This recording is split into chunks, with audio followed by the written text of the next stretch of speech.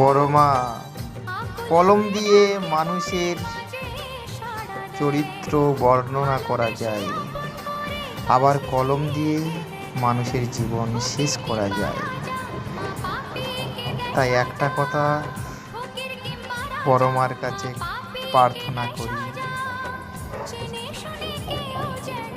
ভাগ্যটা যেন সবার ভালো হয়, এই কামনা করি তোমার কাছে মা।